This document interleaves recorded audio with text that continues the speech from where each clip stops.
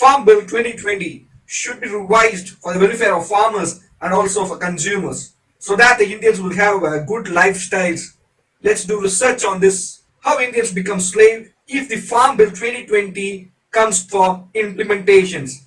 Before moving to Farm Bill, let's do an analysis. What are the industries can be done by the corporate companies? Let's say for example banking industries, this industry can be done only by the corporate company. Next is technology, which means the it industry can do by corporate and also non-corporates, so we can also leave the it industries as a corporate industry. So next is oil and gas industries can only do by the corporates because it requires large machineries. Next is automobile industry. If you take automobile industry can be done only by the large corporates because it requires large machineries. Next is a telecom industry. This industry can be done only by the large corporates because it requires a huge server maintenance, tower maintenance, service, etc. Cement and constructions of roads and industry, metal mining industry. This industry can be done only by the big corporates because it requires large machineries. Aviation industry. These industries can be done only by the big corporates because it requires a huge amount of investments and the centralized system is needed. Now let's move on to the topic agricultural industry. Agriculture industry can be done by the small, medium and large farmers and it's a backbone of India. It's India's business. More than 50% people depends on this industry and farmers are feeding 130 crore Indian people. If this farm bill comes for implementation without any changes, then the Indians will have a high chance to become a slave. Let's see how. Already there are some issues are there in private companies. Nowadays, as an employee, you can raise questions against the company if there is any discrepancy for a good cause. The positives of Farm Bill 2020 before going for the negatives. India will have a world-class storage area for commodities called warehouse. World-class infrastructure life in FMCG sector like what we see in United States, European countries, etc. We will have organized job creations with accountability, which means every commodity will be taxed and everything will comes under accountability system. Now let's see what are the negatives are there in Farm Bill 2020. The Farmer Empowerment and Protection Agreement on Price Assurance and Farm Service Bill 2020. Legal agreement and price negotiation will happen between the farmers and corporate business owners. It can be for any commodities like rice, wheat, onion, dal, potato, etc. In this, farmers can be cheated by many ways by corporate owners. Suppose corporate orders 1 ton of wheat at some prices and later owner tells that 25% of wheat is not in good quality, and also corporate owners reduce the price for that 25% of wheat on the dispute settlement mechanism. Now price assurance and farm service. Company will define what quality of products that they want and at what time that they have to deliver the products with more demands, and it's called contract farming. In this, company will take care of supplying inputs like seeds, production, advisors, etc. And also they will take care of warehouses. But there will be more domination will happen to the farmers by the company. Hence, farmers thinking that they will become a slave for the big corporates.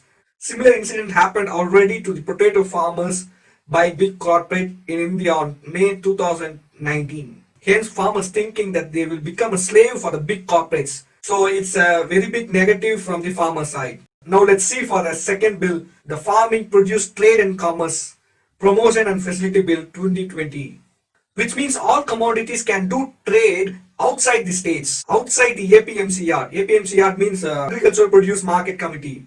Before, trade was only in APMCR, which comes under state government. But this act will make the farmers to sell outside the states, which means Tamil Nadu farmers can sell their commodities directly to Punjab corporate companies. Based on demand and supply, the corporate company will order. So, but this will benefits to big farmers, not for small and medium farmers due to transportation costs. Also, farmers' income will be depends upon the market direction, which means market up and down. When there is high demand in particular commodity, that farmer will earn more money. But If there is low demand, that particular farmer will have low income. For this reason, farmers are protesting for minimum support price. This negative, let me explain with a scenario. If the cost of cultivation is high and demand is very low, then the farmers will have losses. And government will not interfere and will not give any subsidy to the farmers. This is very big negatives. So in this, government has to interfere, and government has to set minimum support price for the farmers. Third one is Essential Commodity Amendment Bill 2020. First, let's see the act what was before 2020. If anyone makes hoarding to create artificial demand, then the government will interfere and take the necessary action with the help of the act because it affects normal people's life. But as of now, certain commodities has been removed from the essential commodity like onion, potato, oil, pulses, etc. Consequences of this price will go heavily. It's good for farmer, but it's very bad for the normal people due to high chance of hoarding. There is a very big negative in this Essential Commodity Amendment Bill 2020. Government only regulates supply and prices only in case of wars from a high price rise or natural calamities. Government defining two types of commodities. One is perishable commodities, another one is non-perishable commodities. Non-perishable commodities like wheat, rice, pulses, edible oils, etc. Government only regulate in this scenario. If non-perishable items increase more than 50%, then only government will interfere. Let me explain the scenario with an example. If wheat 1 kg is 100 rupees, it can go up to 150 rupees. Till that, government will not interfere. So company can set the prices from 100 to 150. In this case, the same commodities will have different prices according to location and company's mood. If wheat goes more than 151 rupees, only then government will interfere. If wheat is 145, government will not interfere. Same for perishable items, but it can go for 100%. Example, onion. Let's say 1 kg of onion is 100 rupees, then it can go up to 200 rupees. Till that, government will not interfere. If it reaches 201, only then government will interfere. This will increase the hoarding and normal people will get effects. Conclusions of this act: state government will not have any rights because it's highly centralized system.